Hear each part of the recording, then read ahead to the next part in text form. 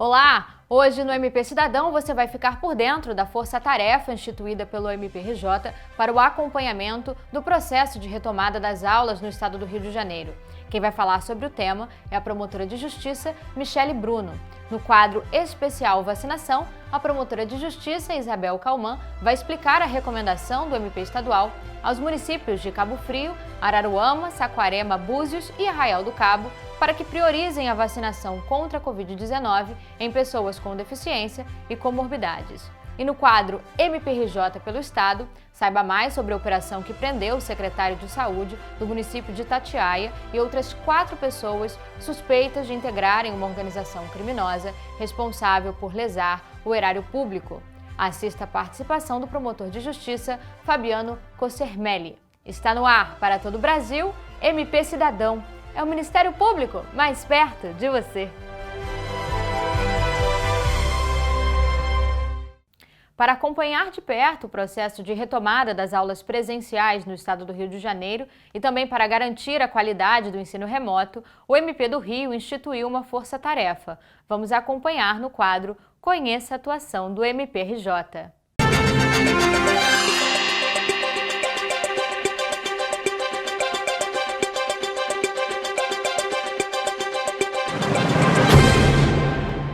A força-tarefa foi instituída pelo Procurador-Geral de Justiça no dia 24 desse final de março, com o intuito de ajudar os promotores naturais, os promotores que têm atribuição para atuar na educação em todo o estado do Rio de Janeiro, em trabalhar essa matéria que é tão sensível, porque afeta um direito fundamental, que é a educação, e também se envolve questões sanitárias, de complexidade elevada, e que, por isso, pode necessitar do auxílio de um grupo de promotores também, especialistas na área da educação, para auxiliar na tramitação desses trabalhos. A força-tarefa é composta por 2 eixos de atuação. O primeiro eixo de atuação é o eixo que trata do processo de retomada das aulas presenciais, porque, como sabemos, as aulas presenciais foram suspensas desde março, aproximadamente, março, abril do ano passado, em todos os municípios do nosso estado do Rio de Janeiro, em razão do risco sanitário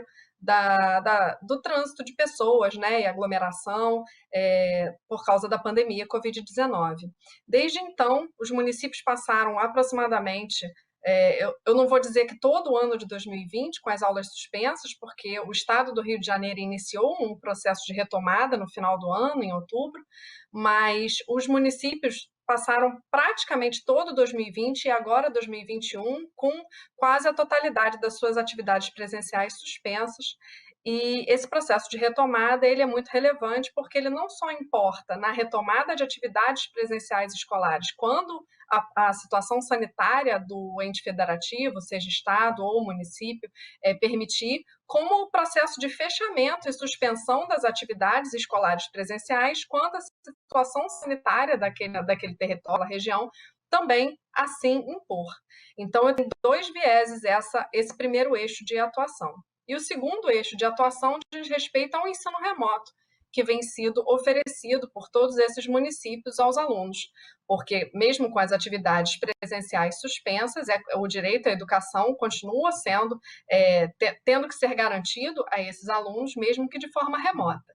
Então, os municípios vêm através de aulas online, ou oferecendo apostilas impressas, aulas através da televisão, enfim, tem várias possibilidades de atividades remotas para oferecer esse ensino aos alunos. E a qualidade do planejamento dessas atividades remotas, se estão realmente sendo oferecidas aos alunos da forma adequada, isso compõe o eixo segundo da força-tarefa constituída pelo Procurador-Geral de Justiça. A gente tem diversos promotores com atribuição para a educação espalhados pelo estado do Rio de Janeiro. Promotor com atribuição exclusiva para a educação em um só município ou com relação somente ao estado do Rio de Janeiro, a gente só tem na capital, aqui no município do Rio de Janeiro. Os outros promotores com atribuição para a educação, ou eles têm uma atribuição especializada para a educação, mas com relação a vários trabalham especificamente com algum município, mas não trabalham só com educação, trabalham com outras matérias, meio ambiente, saúde, ou mesmo a área criminal, temos promotorias de vara única, espalhadas pelo estado do Rio de Janeiro. Então, A minha função como coordenadora é receber contato desses promotores naturais, verificar em que ponto, em que medida o objeto da força-tarefa, porque tem um objeto específico, né, tanto a retomada das aulas quanto a qualidade do ensino remoto, e de que modo esses dois objetos da força-tarefa se adequam às necessidades dos promotores naturais pelo Estado do Rio de Janeiro.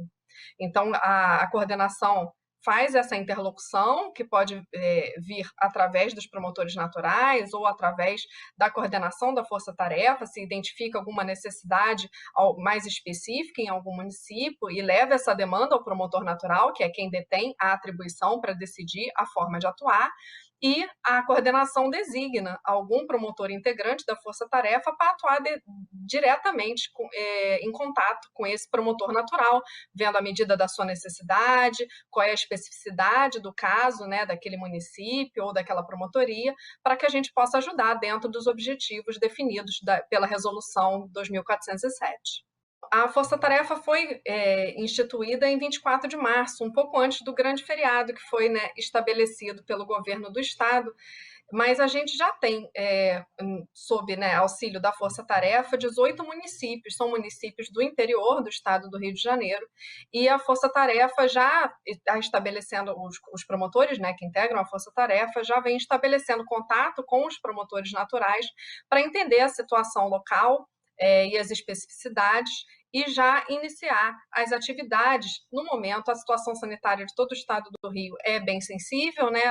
É sabido que a pandemia passa por um momento de agravamento, então o foco da força-tarefa nesse momento é compreender quais são as especificidades sanitárias, né, de risco sanitário dos municípios que estão, nesse momento, sob o nosso auxílio, para entender de que forma os gestores municipais estão lidando com esse momento grave sanitário, se estão se organizando de forma a permitir algum funcionamento presencial das atividades educacionais, ou se isso sanitariamente ainda não é possível, e, conjuntamente com isso, como o município está organizando esse ensino remoto, porque quanto mais tempo as atividades presenciais ficam fechadas e mais tempo essas crianças, esses adolescentes ficam fora do ambiente escolar, né, fora desse contato direto com o ambiente escolar, mais importante se faz o acompanhamento e fiscalização da qualidade do planejamento desse ensino remoto, porque atualmente vem sendo única, exclusiva, praticamente que exclusiva,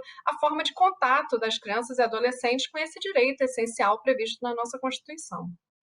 A força-tarefa, que foi instituída agora, né, no final de março, ela tem uma interlocução muito forte com o CAU Educação, que na verdade é o nosso centro de apoio, que presta suporte técnico e pedagógico, né, normativo pedagógico, inclusive porque a gente tem uma equipe técnica pedagógica com economista que lida diretamente com esses temas, né, vinculados à educação, e o CAU Educação é o responsável por fazer todo esse suporte técnico, jurídico a todos os promotores com atribuição em educação no estado do Rio de Janeiro. Então, da mesma forma que o CAU Educação presta esse suporte às promotorias naturais, continuará prestando a força-tarefa. A força-tarefa conta com o apoio do CAU Educação para ter acesso aos materiais pedagógicos, normativos, reuniões conjuntas que se fizerem necessárias com a coordenação do CAU Educação, e o CAU Educação continua no suporte técnico com relação às demais promotorias naturais,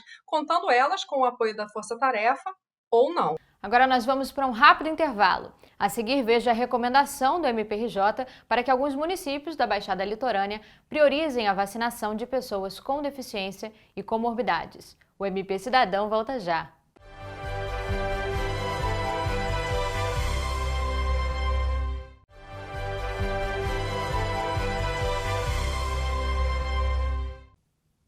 O Plano Nacional de Vacinação define o ordenamento das prioridades para a campanha de vacinação contra a Covid-19.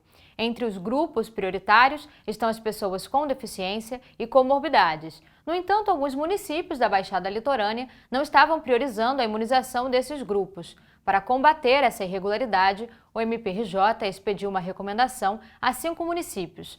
Confira no quadro Especial Vacinação.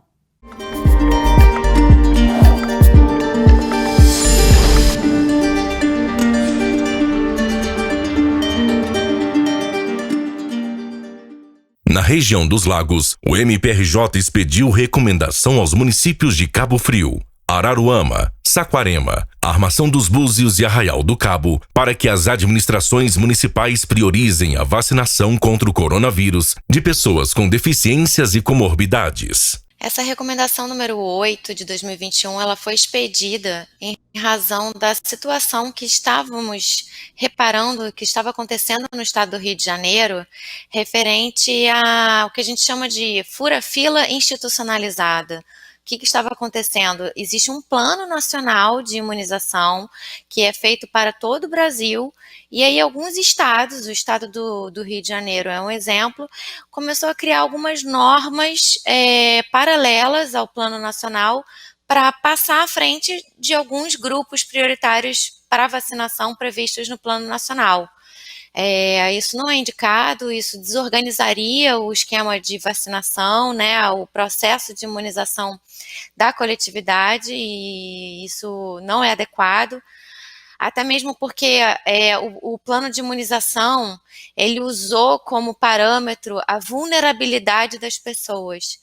Então, a prioridade da vacinação, segundo o Plano Nacional, são as pessoas que são mais vulneráveis à doença da Covid-19. Então, primeiro foram os idosos, depois foram os deficientes. Não se está ainda numa fase de questionar quais são as pessoas que exercem atividades econômicas mais ou menos relevantes, mais ou menos essenciais. Então, algumas normas acabavam desvirtuando essa lógica do Plano Nacional, estabelecendo prioridade para alguns grupos econômicos, e isso não é adequado. Bem, a recomendação, ela estabelece que seja dada prioridade absoluta para as pessoas deficientes, com deficiência, e pessoas portadoras de comorbidades, que são as pessoas mais vulneráveis, né? E ela recomenda que sejam feitos a operacionalização da vacinação dessas pessoas, ela se preocupe com essa condição das pessoas, né? Que a vacinação seja num lugar acessível, que a vacinação ela verifique os documentos comprobatórios dessa condição da pessoa. São documentos que estão descritos no Plano Nacional como documentos que podem ser aceitos como válidos para comprovar que uma pessoa é deficiente ou tem uma comorbidade. Quais são esses documentos? É um atestado médico, uma comprovação de medicamento, essas comprovações que a pessoa pode conseguir até na rede pública. E a gente também recomenda que os municípios, eles estabeleçam um canal de comunicação efetivo com essas pessoas, para que elas possam se orientar, para que elas possam saber onde elas vão, quando elas vão se vacinar, e caso haja pessoas que não tenham ido se vacinar, que exista uma busca ativa dessas pessoas. Por exemplo, nós temos deficientes e pessoas com comorbidade que são acamadas, que não podem sair de casa. Essas pessoas, elas precisam ter um canal de comunicação para que elas sejam visitadas e sejam vacinadas nas suas próprias casas. Tudo isso foi recomendado nessa recomendação número 8. Na verdade, houve um atraso no envio de doses pelo Ministério da Saúde, então os municípios da região dos Lagos, eles só estão começando agora, nessa semana, a imunizar comorbidades. Na verdade, semana passada já houve alguns municípios iniciando esse processo, mas ele é muito incipiente ainda. Então, ao longo desse processo, nós vamos verificar, tanto indo às unidades, como fazendo reuniões com gestores a respeito do cumprimento dessa recomendação. Hoje, por exemplo, tivemos reunião com Cabo Frio, onde nós indagamos ao secretário de Saúde de Cabo Frio, quais são as medidas que ele está adotando para verificação dessa documentação, como que os servidores estão sendo capacitados para verificar essa documentação, como vai ser o agendamento das pessoas que queiram ser vacinadas em casa ou precisem ser vacinadas em casa. Tudo isso foi indagado ao gestor e ele vai respondendo, e ele vai atualizar o plano de vacinação municipal também com esses dados que nós estamos requisitando. O MPRJ prendeu o secretário municipal de saúde de Itatiaia e outras 4 pessoas na Operação Apantropia. Eles são acusados de integrarem uma organização criminosa responsável por fraude em processo de compra de equipamentos de proteção individual de combate ao coronavírus. Entenda no quadro MPRJ pelo Estado. Em Itatiaia, no Vale do Paraíba, o MPRJ, em parceria com a Polícia Civil e com a Corregedoria da Polícia Militar, prendeu o secretário municipal de saúde e outros 4 acusados de integrarem uma organização criminosa responsável por lesar o erário público. A operação de ontem, a Operação Apantropia, ela teve início a partir do momento em que foi informado ao MP que o município de Itatiaia teria realizado um contrato para a compra de EPIs no enfrentamento à Covid, em torno de 3 milhões de reais, teria pago já a boa parcela desse valor do contrato, apesar dos materiais não terem sido entregues. A partir daí foi feita uma busca e apreensão com ordem judicial, foi de fato comprovado que o município celebrou esse contrato em aproximadamente 3 milhões de reais, já tinha pago 1,5 milhão praticamente de reais, mas os materiais não estavam disponíveis. E o atesto da nota fiscal era falso, ou seja, a declaração de que os materiais foram recebidos, que é um pressuposto para o pagamento, foi uma declaração falsa. E a partir desse momento a operação avançou e o secretário de saúde foi um dos alvos, porque ele, além de ser representante da empresa que celebrou esse contrato com o município, a empresa Látex, ele, num momento seguinte, ele foi nomeado secretário de saúde e na data da deflagração da operação, ele foi um dos alvos. E a partir do primeiro momento, o Ministério Público identificou que o problema não era só relacionado ao contrato de fornecimento de EPIs. Na medida em que os alvos denunciados, que eram representantes dessa e de outras empresas que eram utilizadas também nessa celebração de contratos fraudulentos, não só eram empresários, mas passaram a ocupar cargos públicos em Itatiaia, um deles foi nomeado secretário de saúde, um outro alvo, também sócio das empresas, foi nomeado secretário de planejamento, e a partir daí foi identificada uma série de outros contratos, tentativas de contratos, porque eles não chegaram a ser celebrados. O Ministério Público obtinha informação de um novo contrato, de uma nova tentativa também por dispensa de licitação, e nesse período da investigação foram manejadas 4 ações na Justiça para a suspensão dessas tentativas de contratações. Essas tentativas somadas totalizavam algo em torno de 25 milhões de reais, mas os prejuízos não foram consumados porque, ao contrário do contrato de EPI que chegou a ser celebrado, os demais foram suspensos por ordem judicial.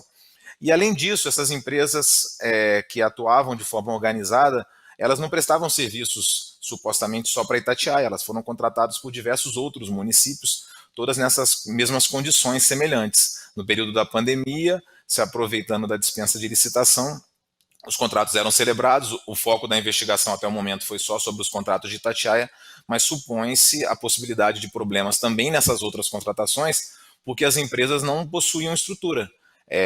As investigações demonstraram que são empresas que não têm um funcionário sequer registrado, as empresas não possuem sedes relevantes, não possuem estoques, e isso é um indício de que, à semelhança do que aconteceu em Itatiaia, outros contratos com outras administrações podem ter tido os mesmos problemas. A operação ela foi desenvolvida para o cumprimento de 5 mandados de prisão e 17 mandados de busca e apreensão.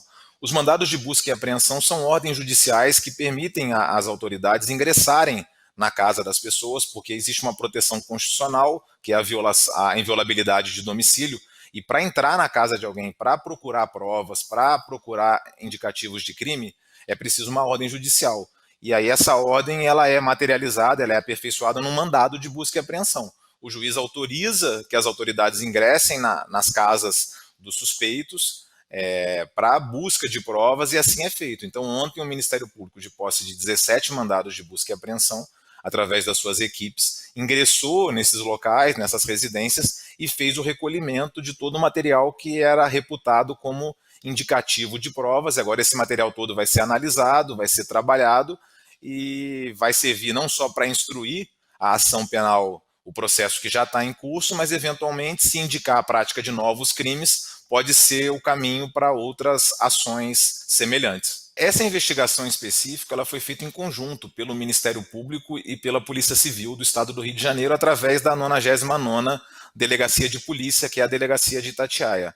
Inicialmente, o Ministério Público começou a sua investigação a partir de uma notícia que foi trazida ao MP, Mas no decorrer das investigações, a Polícia Civil também foi procurada, especificamente num episódio em que o secretário de Saúde e o secretário de Planejamento juntos, o segundo, o secretário de Planejamento, se passando falsamente por um delegado de polícia, eles tentaram coagir os servidores do município a atestar mais notas da empresa Látex, ou seja, eles trouxeram mais R$835 mil em notas fiscais de produtos não entregues. Como os servidores não mais queriam atestar a nota sem entrega por conta da repercussão do primeiro episódio, eles usaram dessa estratégia de ameaça e esses fatos acabaram sendo levados ao conhecimento da delegacia. A delegacia instaurou um inquérito.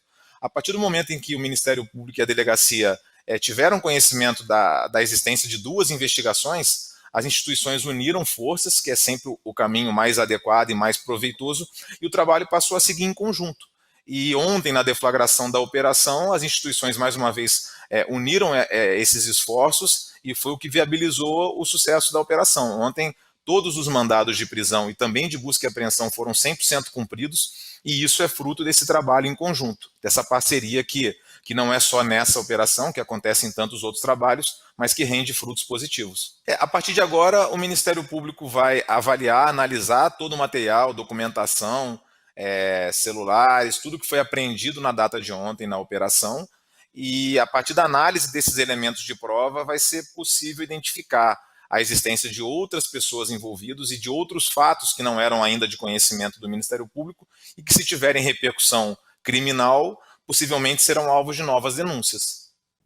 E o MP Cidadão termina por aqui. Se você quiser rever esta ou outra edição, acesse o canal do MPRJ no YouTube. Não deixe de acompanhar as outras notícias do Ministério Público do Rio de Janeiro pelo portal e pelas nossas redes sociais. E não deixe de ouvir o nosso podcast nas principais plataformas de áudio. Nos vemos no próximo domingo. Até mais!